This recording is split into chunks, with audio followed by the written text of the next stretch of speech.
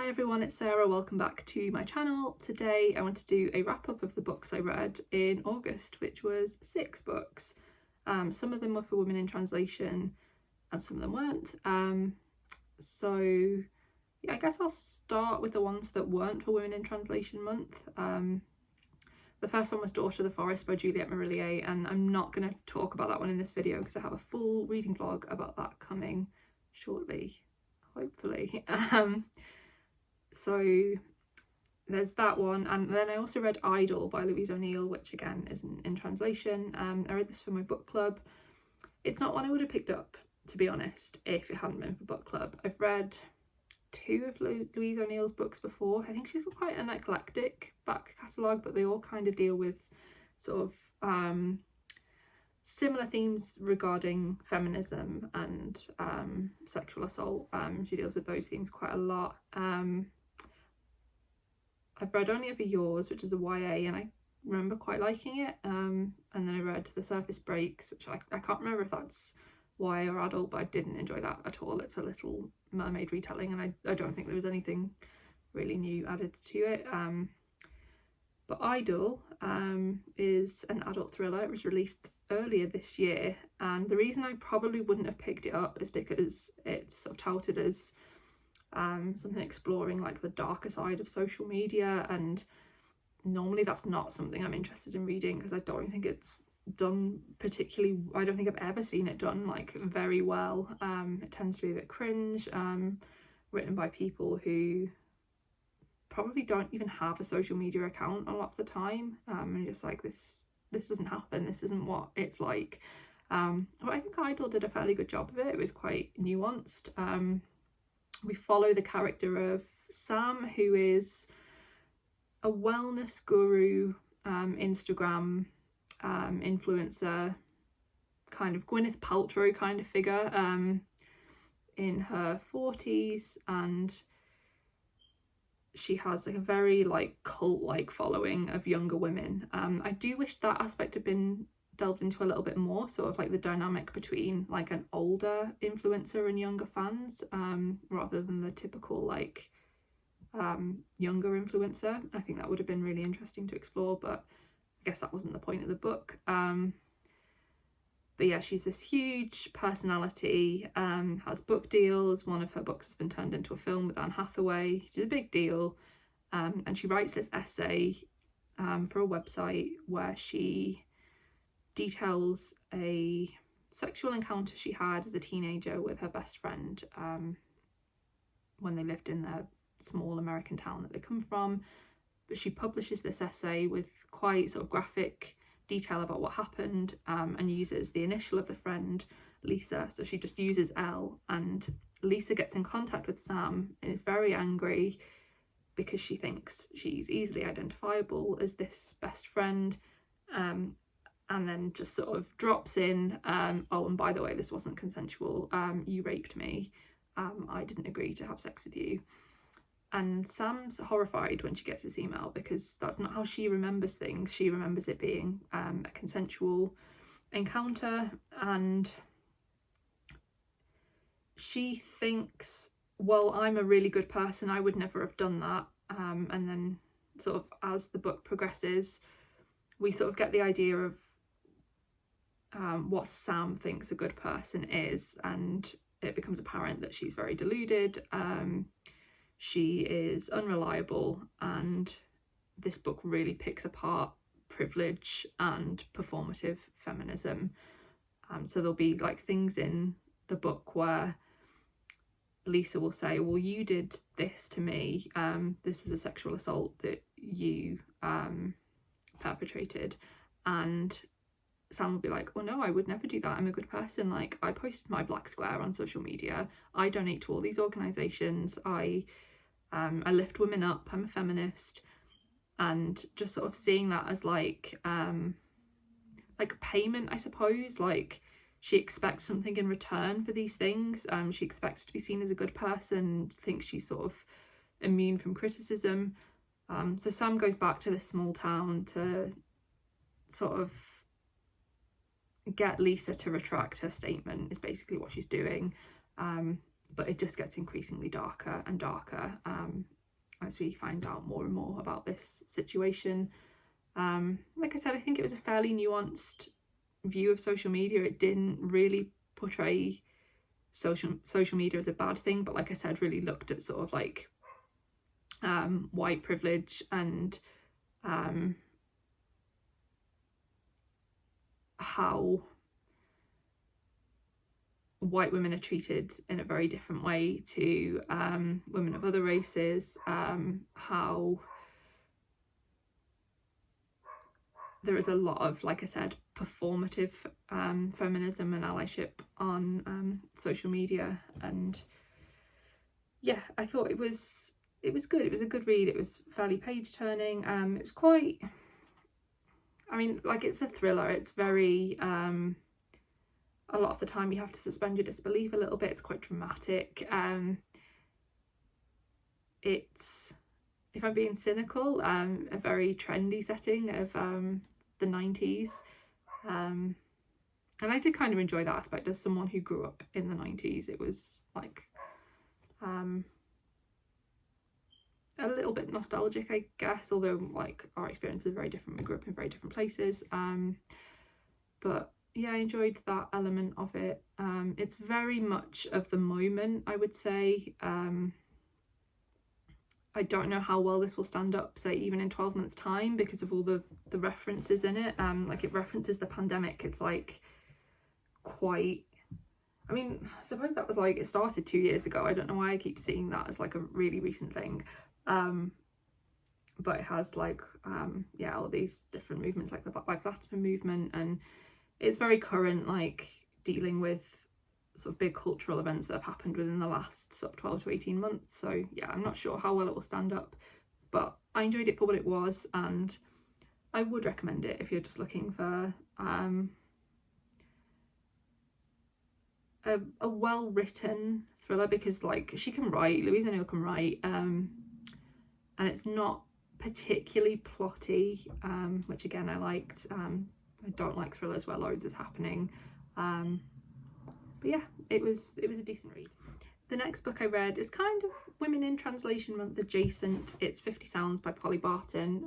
Polly Barton is a literary translator from Japanese to English, but this is a memoir written in English, looking at Polly Barton's life from when she arrived in Japan as someone in her early 20s who didn't speak the language and didn't have a huge like cultural frame of reference. Like, it's very much her coming to terms with the way that she sees the world is very Anglocentric, and just the culture shock, I suppose, of those early days. It's told, I guess you call them like mini essays. It's told through a series of these small essays, with the thing linking them is that they're all written with a Japanese onomatopoeia in mind. So they're these sort of ostensibly untranslatable words or phrases, even though I don't really agree with the concept of untranslatability, and I don't think Polly does either.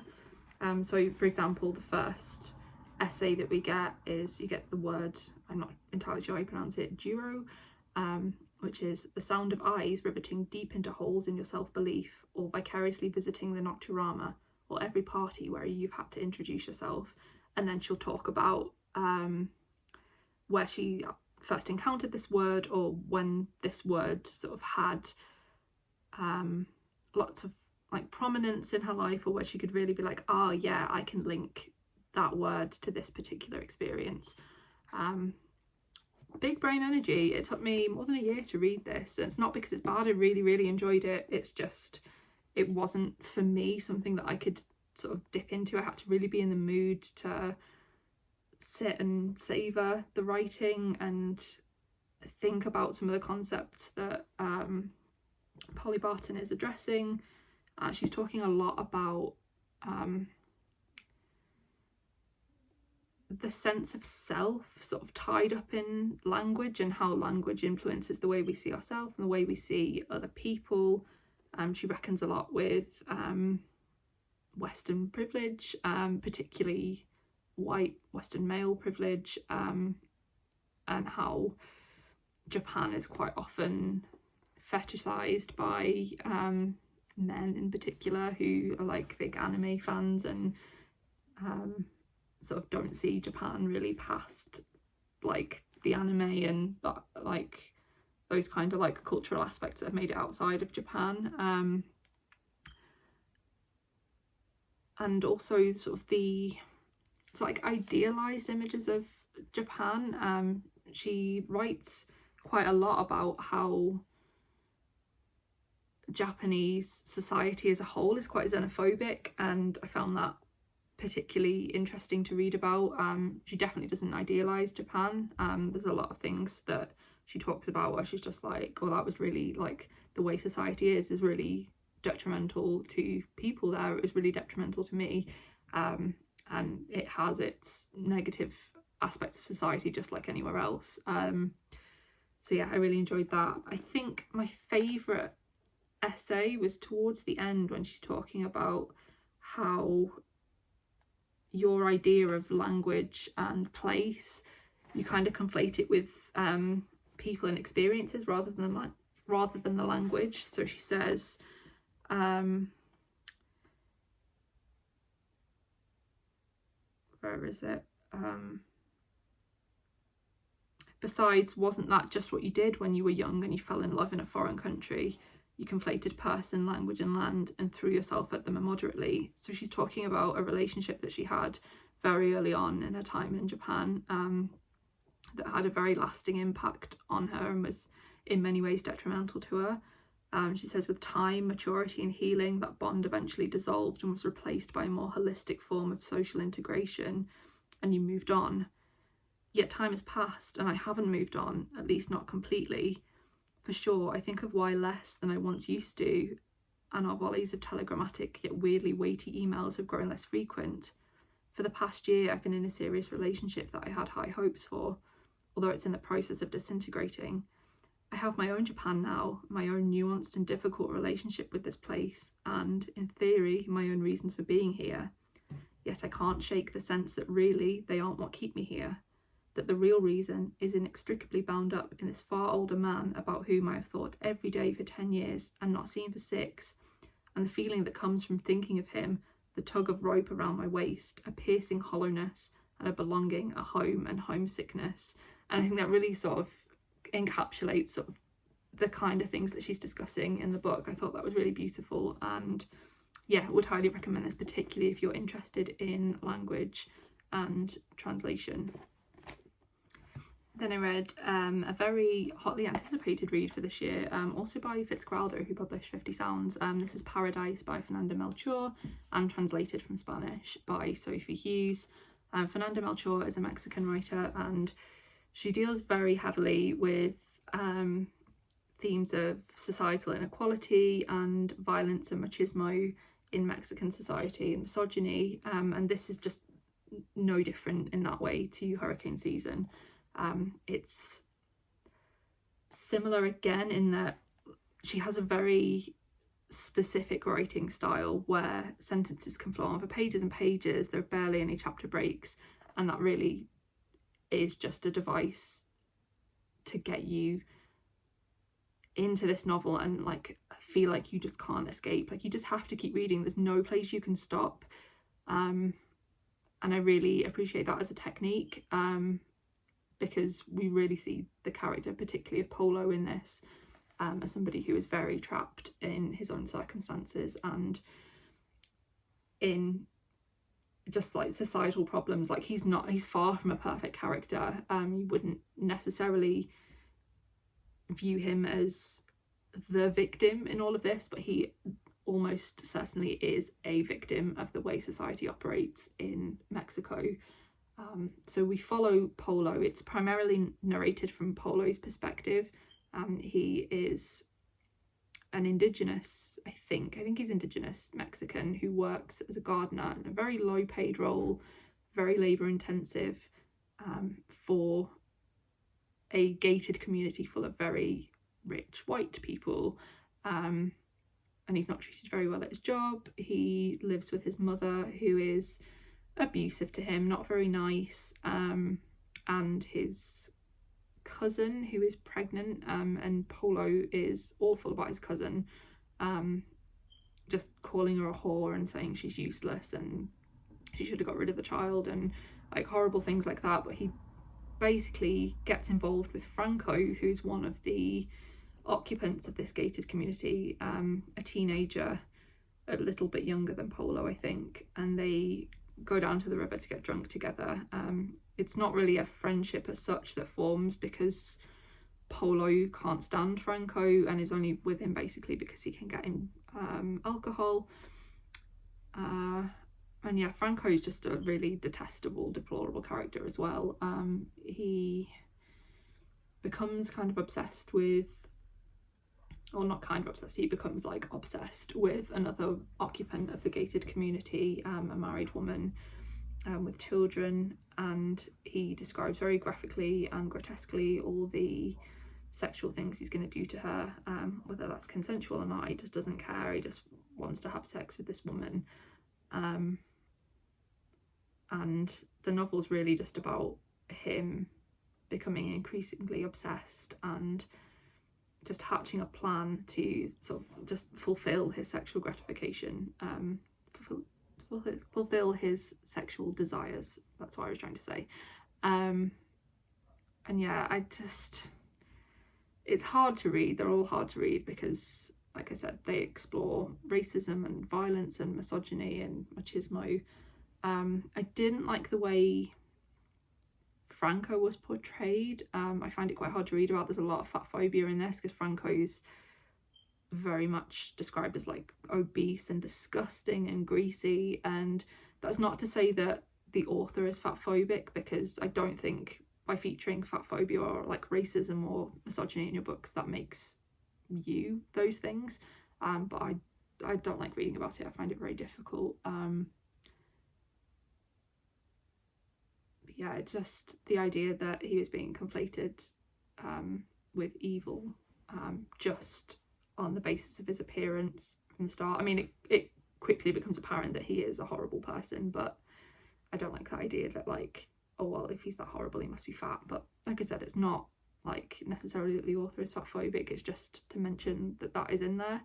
But yeah, you just get the sense that something horrible is going to happen, and obviously it does, but you just got this sense of foreboding throughout and just like feeling like, oh god, what is this going to be, how is this going to pan out? And yeah, I enjoyed it. I do prefer hurricane season, but I would certainly recommend this. I think if you liked hurricane season you'll like this, but I think maybe if you're like intimidated by hurricane season but you'd like to try it, that's like, this is a lot smaller. Like hurricane season is quite a chunky novel and it doesn't have any of the chapter breaks or like paragraphs and sentences going for pages and pages. So if you're a bit intimidated by that and want to see if you like the writing style, then maybe give this one a go first, because if you do like it you will like hurricane season.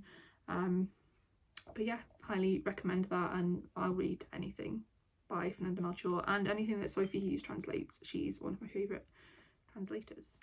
The next book I read is Cocoon by Yueran, and this is translated from the Chinese by Jeremy Tiang. It's out on the 4th of October with World Editions. I got a proof on NetGalley.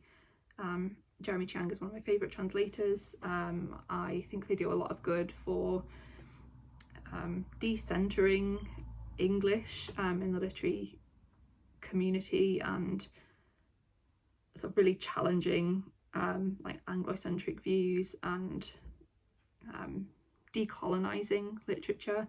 I think they're great for that, and I would definitely recommend checking out their non-fiction work, more essays based stuff that they've done. But yeah, this is a novel set, it's told from two perspectives. So we've got Li Jackie and Che Gong. They were children in the 1980s, and the story is really told against the backdrop of the Cultural Revolution in China and the aftermath of that.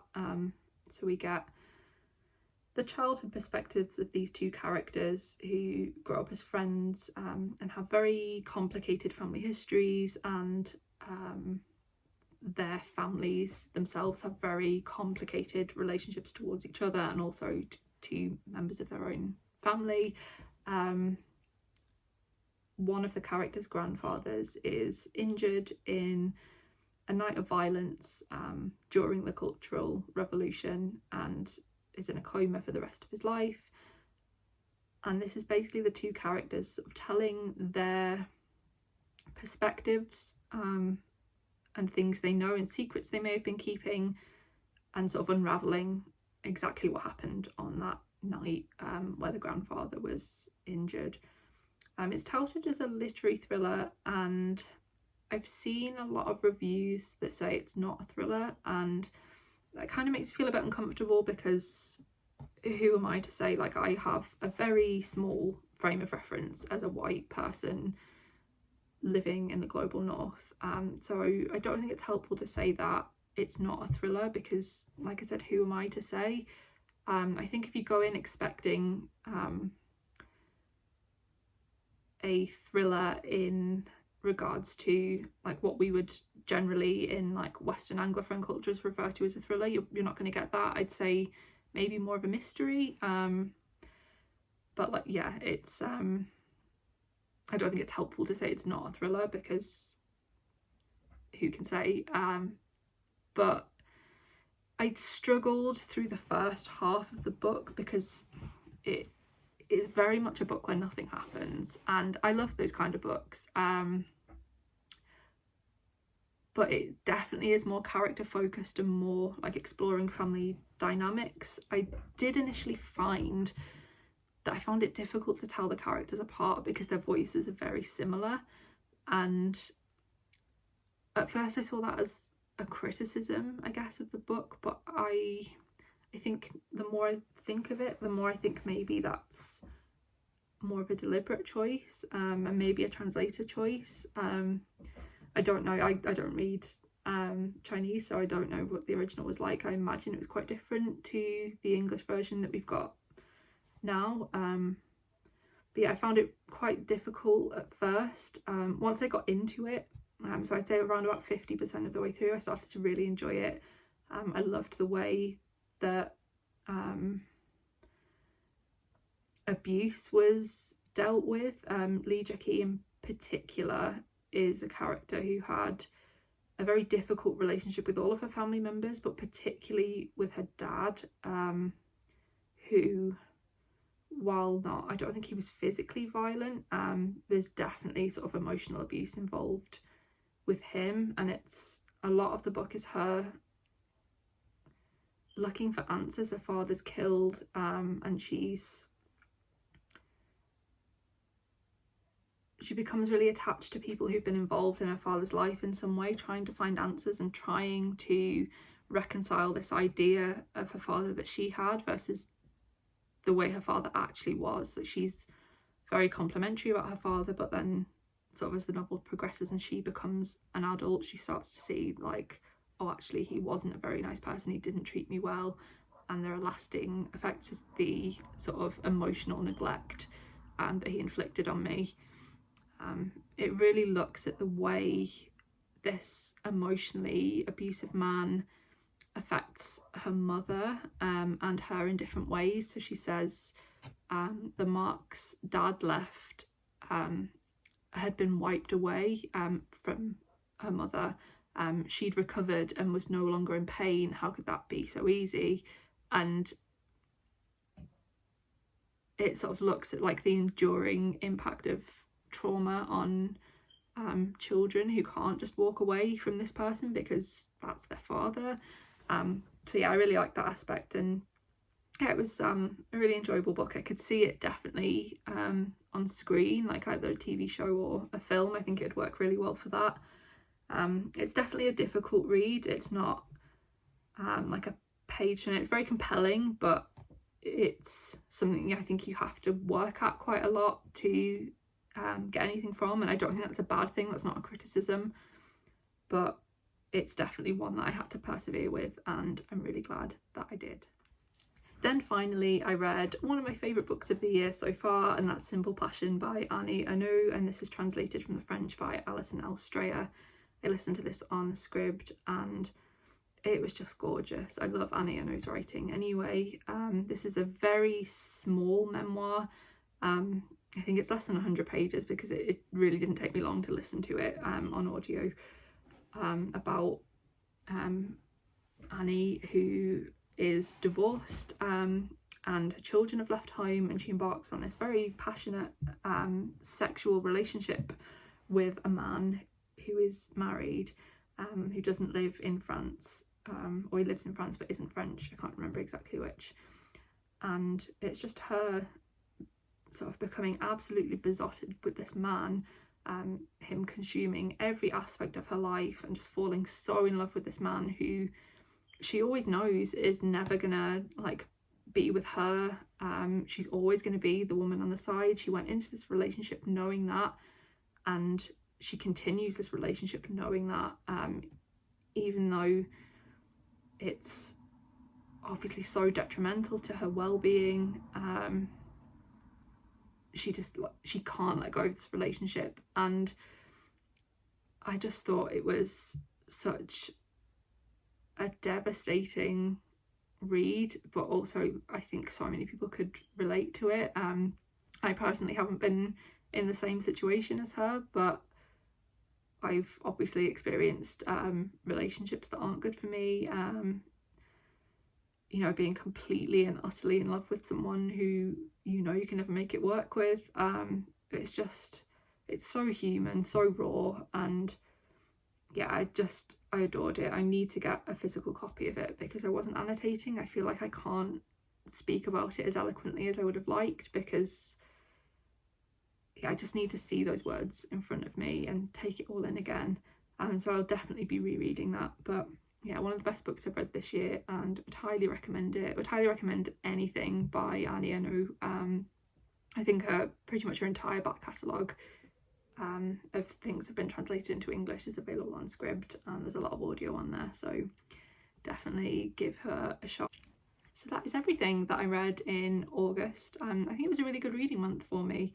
Let me know if you read any of these books or what you read in August, if it's anything you think I would like. And yeah, I hope to see you again soon. Thank you very much for watching. Bye.